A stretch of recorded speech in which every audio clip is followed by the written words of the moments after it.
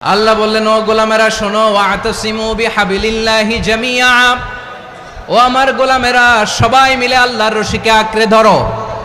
আল্লাহর রশি হলো ইসলাম, আল্লাহর রশি হলো কোরআন।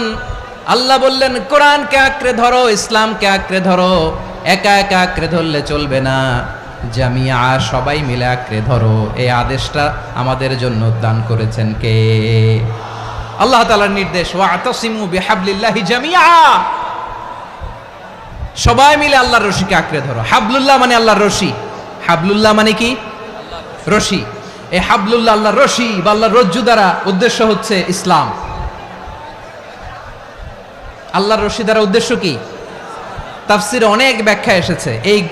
এরকম পরিস্থিতিতে তাফসিরের সূক্ষ্ম সূক্ষ্ম বিষয়গুলো আমরা শোনাতে চাই, কিন্তু পরিবেশ হয়ে ওঠে না। আল্লাহর রজ্জু বা আল্লাহর রশি দ্বারা উদ্দেশ্য হচ্ছে ইসলাম। আল্লাহর রজ্জু বা আল্লাহর রশি দ্বারা উদ্দেশ্য হচ্ছে কোরআন, কারণ কোরআন আমাদেরকে ঐক্যবদ্ধ করে, ইসলাম আমাদেরকে ঐক্যবদ্ধ করে। চিল্লায় বলেন ঠিক কিনা?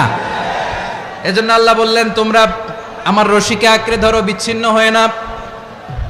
আমার দেয়া নেয়ামতগুলো স্মরণ করো। যখন তোমরা ছিলে শত্রু, তোমাদের মধ্যে হৃদয়ে আমি আল্লাহ ভালোবাসা ঢেলে দিলাম, ফলে তোমরা সবাই ভাই ভাই হয়ে গেলে। তোমরা সবাই ছিলে জাহান্নামের কিনারায়, জ্বলন্ত অগ্নিকাণ্ডের পাশে। আমি আল্লাহ দয়া করে ঈমানের বদৌলতে তোমাদেরকে আগুন থেকে ফেরালাম। আমি আল্লাহ দয়া করে তোমাদেরকে জান্নাতের পথ দেখিয়ে দিলাম। সুবহানাল্লাহ পড়েন। এমন পথ দেখালাম যেই পথ তোমাদেরকে জান্নাতে নিয়ে যাবে, পথের দিশা তোমরা পাবে। লাআল্লাকুম তাহতাদুন। প্রিয় ভাইরা, তাহলে আমাদের যে ঐক্যবদ্ধ থাকতে হবে, এই নির্দেশটা কার? নাকি মন মতো আমি বানায় বলতেছি? আওয়াজ করে বলুন, নির্দেশটা কার? আল্লাহর। তাহলে আমাদেরকে ঐক্যবদ্ধ জীবন যাপন করতে হবে। প্রিয় ভাইরা, ইসলাম আমাদেরকে ঐক্যবদ্ধ করে। ইসলাম আমাদেরকে কি করে? সংঘবদ্ধ করে, ঐক্যবদ্ধ করে।